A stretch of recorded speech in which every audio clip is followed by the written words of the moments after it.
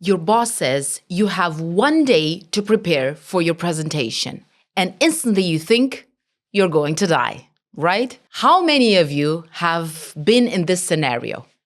I have, okay? Not even a presentation. I just need to speak off the cusp about something. When you have that strong speaking anxiety and everything shakes, your mouth becomes dry, your hands become sweaty, you forget your thoughts, it means you're not going to die. You're going to survive. However, that speaking anxiety, that big speaking anxiety is called glossophobia. And today, we're going to dive just a bit into how we can overcome glossophobia. And I have 4 tips for you. And if you apply them, next time you have a spontaneous speaking engagement, you'll be good to go. We need to understand why this is. It's something that we can just say, oh, it's not a big deal. You're going to speak. You're not going to die. However, we feel it in our body like we are going to die. Why? Because we are vulnerable. We show up, we say things, we open our mouth, we're alone, and that is frightening. It has to do with our survival and wanting to be part of a tribe. And if you don't handle that speaking conversation or that speaking engagement in a great way, people will say, he's not a good professional because, he couldn't speak. He didn't have a structure. He was rambling. So it has to do side with our status. And we have a lot to lose, especially in the professional setting, if we don't speak clearly with a structure and project emotion. What can you do? 1, invite anxiety in. It sounds weird. However, most of us, what we do is we think, oh, I'm nervous. I have anxiety. I don't accept it. I just throw it away. I think it's not here. It's not here. I'll be good. No, do the opposite. And say in your head, in your mind, take a few minutes before you get into that speaking situation context and say, welcome anxiety. And imagine yourself in your head shaking the anxiety's hand and saying, welcome, glad you're here. I've been expecting you. Come on, let's get this over with. Because you know what? No one is truly prepared. We always have anxiety when we have to speak. And not validating that anxiety makes it even more powerful. So welcome anxiety. 2, think about that speaking context as if you're having a conversation with your audience. It's not us versus me type of situation. It's all of us together. And if you look at TED Talks and great speeches, even from world leaders like Winston Churchill, Martin Luther King, Barack Obama, it's always a conversation. Why? Because they talk human to human, okay? They don't hide away behind fancy words. They use we a lot. I'm glad we're together. We're doing this together. We're a community. We're in this together. And that creates a sense of conversation. They always address the listeners and they find someone in the audience that they can address by their name. Martin, thank you. Luca, Maria, okay? So they always have that personal touch with their audience. And they always are honored and they show gratitude that they're there. So great speakers start off by thanking the audience and whoever invited them to be there. For example, glad to be here. It's an honor to be in this great setting. Let's start because together we're going to go on a journey. It's a conversation.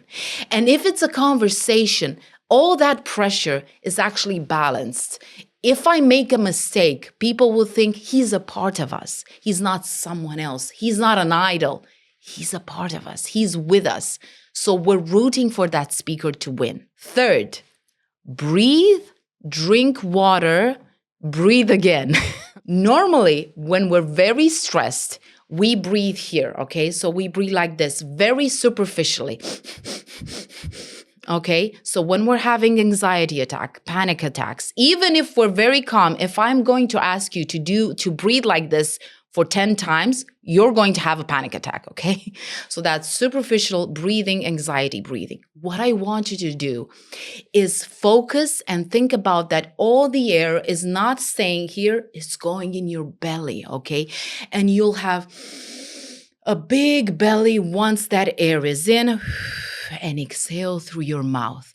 And I want you to think that you're going to do box breathing, okay? So it's 1, 2, 3, 4 seconds in.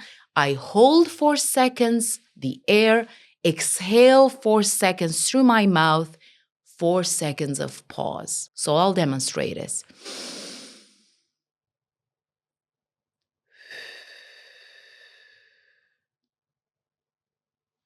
Box breathing, okay? Deep breathing. It's a science behind this breathing. What it does is it connects our thinking brain. It short circuits the stress response in our brain, the amygdala response. It makes us more calm. You have that fog from your brain lifted and your voice is lower, so you project more authority. It's called diaphragmal breathing. Do look up diaphragmal breathing. It's the breathing that we actors use, musicians use, and professional speakers, and actually the Greek and Roman orators used when they were saying those speeches in front of 10, 20,000 people. Deep breathing. And fourth, always prepare. There is a tendency, especially if you have a high stakes presentation, there's a tendency to procrastinate. So the more high stakes a presentation is, the more we procrastinate. This has happened to me. I have learned my lesson. What I recommend, don't start with everything at once. Just take it 5 minutes a day. So for example, if you have a presentation and you're supposed to give a very important presentation in front of the board, or you have various audience members, or you want to go to TED, okay? And I know that I'm due to give this presentation in 2-3 weeks. I'm going to start today, okay? I'm not going to start today with 2 hours of work. I'm just going to start with 5 minutes. That's it. Brainstorm for 5 minutes. Trick your mind, because what you'll do is you will work for 5 minutes, but you'll see, okay, this is actually good. I'm not dying. I'm okay. And you'll work for 10, 15, even half an hour. But don't aim for that 30 minutes. Aim for 5.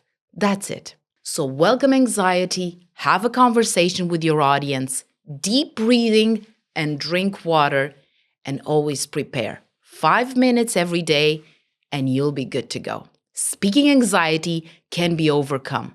We need to discipline ourselves to do this step by step at a time.